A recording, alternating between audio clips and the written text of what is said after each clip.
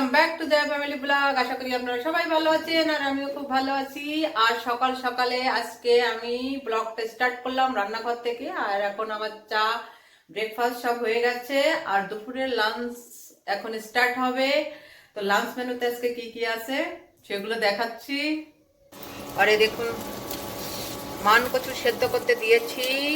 তো দুপুরের লাঞ্চে হবে মান কচু দিয়ে একটা সবজি, রুই মাছ দিয়ে আর মান কচু দিয়ে একটা সবজি বানাবো। তো মান কচুটাকে আমি সেদ্ধ করতে দিয়েছি। আর এখানে আমার ভাত হয়ে গেছে। আর এখানে হচ্ছে মাছ ভাজি।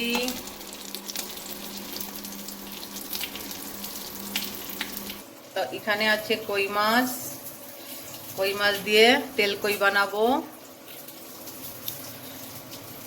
তো আজকে আমাদের দুপুরের মেনুতে এই আছে তেল কই, কচু দিয়ে, রুই মাছ দিয়ে একটা সবজি আর মাছ ভাজি। দুপুরের রান্না বান্না স্টার্ট হয়ে গেছে। তো আমি এখন কচু সবজিটা রান্না করছি আর অন্যদিকে চলছে মাছ ভাজি। তো দুপুরবেলার আইটেমগুলো একটু বেশি থাকে, তার জন্য রান্না জলদি জলদি করতে হয় আর ব্যস্ততাও থাকে। তার জন্য এই যে আমি দুই পাশেই রান্না শুরু করে দিয়েছি আর এটা জলদি হয়ে যাবে। আর এখন তেল কইটাও আমি রান্না করে নেব।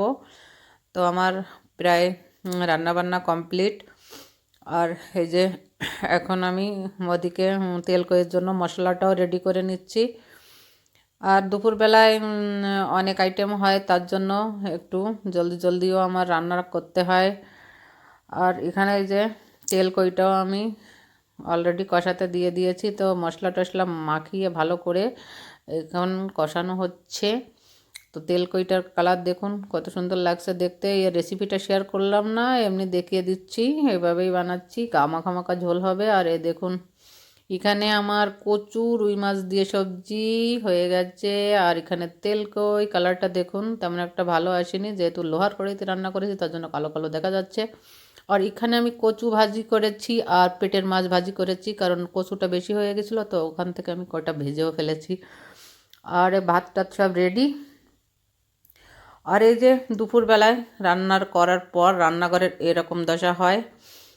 আর এখন দুপুরের খাওয়া দাওয়া হবে, তারপরে রান্নাঘর এখন আমি ক্লিন করে দিয়েছি অলরেডি। দুপুরবেলা খাওয়া দাওয়ার পর আমি সমস্ত রান্নাঘর এরকমই ক্লিন করে বেরিয়ে যাই, তারপরে আবার রাতে ঢুকতে হবে।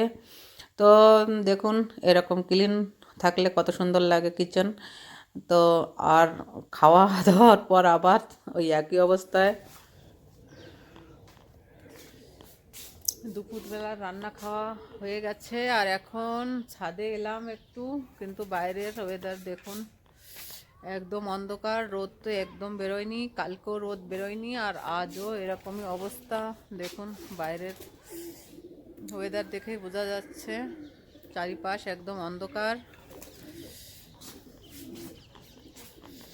কালও একদম রোদ বেরোয়নি আর আজকেও রোদ বেরোয়নি। বন্ধুরা ভীষণ ঠান্ডা পড়ছে দিল্লিতে। আর আজকে আমি এই যে কাপড় চোপড়ও ধুইনি। তো কালকে যেসব কাপড় ধুয়েছিলাম কালকে সেগুলো এখনও ভালো করে শুকায়নি। তো আজকে আর কাপড় রোদে দেয়নি, কারণ ভীষণ ঠান্ডা পড়ছে আর একদম রোদ নেই। আর এই যে আমার সেই ডালিয়া ফুল কত সুন্দর ফুটেছে, এই বড়গুলোই যে দেখুন কত সুন্দর লাগছে। এইগুলো তো অনেকটাই শুকিয়ে গেছে, ঝরে যাচ্ছে, কিন্তু এটা এখনো খিলা খিলা আছে। এইগুলো শুকিয়ে গেছে, এই যে একটা ভালো আছে আর এগুলো সব শুকিয়ে গেছে। আর এই যে নিচে এগুলো তো এখনো ফুটবে।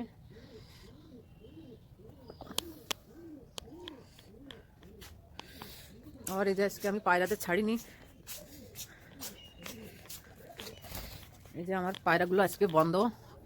এদের আমি কালকেও ছাড়িনি আজকেও ছাড়িনি, কারণ ভীষণ ঠান্ডা আর একদম রোদ বেরোয়নি। আর এত ঠান্ডা এদের ছেড়ে দিলে এরা বিমার হয়ে যাবে, তার জন্য এদের একটাও আজকে ছাড়া হয়নি, সারাদিন এরা বন্ধ। এই যে সব উপরে বসে আছে আর এই যে ভেতরে একটা লাইট জ্বালানো আছে। এত ঠান্ডা, তো ঠান্ডা থেকে এদের বাঁচানোর জন্য সবসময় লাইট জ্বালিয়েই রাখা হয়। আর এদের খাবার দাবার দেওয়া হচ্ছে ভেতরেই। তো আজ তো এদের ছাড়িনি, কালও ছাড়িনি, দেখা যাক রোদ বেরোলেই ছাড়বো এদের, তা না হলে সব বিমার হয়ে যাবে। আর এখন আমি এদের ঢেকে দেবো।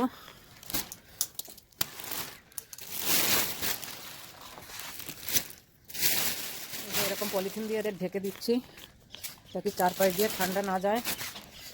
ঠান্ডা গেলেই সব বিমার হয়ে যাবে। দেখুন এদের একদম ঘর প্যাক করে দিয়ে দিয়েছি। এই যে দেখুন চারিপাশ দিয়ে বন্ধ এদের ঘর, আর কোথাও কোনো জায়গা দিয়ে ভেতরে একদম ঠান্ডা যাবে না, পুরো প্যাক করে দিয়েছি নিচে অবধি।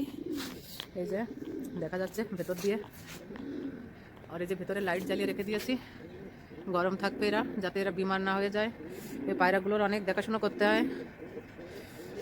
আর এদের এখন বন্ধ করে দিয়ে আমি নিচে চলে যাব, কারণ বাইরের ওয়েদার দেখুন, কে বলবে এখন দুপুরবেলা। দেখুন দিল্লির ওয়েদার দেখুন, দূর দূরে জিনিস দেখা যাচ্ছে না, এত কুয়াশা দেখুন।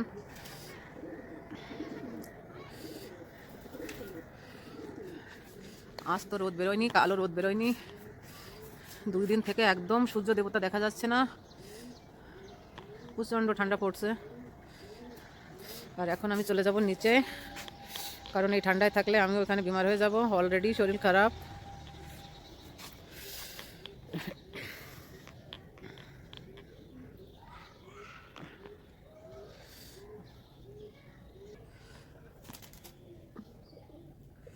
দেখুন বাইরের অবস্থা দেখুন, পুরোটাই অন্ধকার। কে বলবে এখন দুপুরবেলা, দুপুরবেলার এই ওয়েদার দিল্লিতে দেখুন।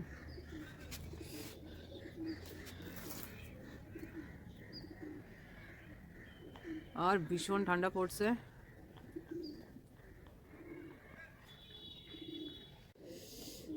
তো বন্ধুরা এই দেখুন পায়রাদের ফুল প্যাক করে রেখে চলে যাব নিচে। আর এদের আমি খাবারও দিয়ে দিয়েছি, জলও দিয়ে দিয়েছি। আর এখন এই ছাদে আর থাকা যাবে না, প্রচণ্ড ঠান্ডা, এখানে থাকলে আমার কুলফি জমে যাবে।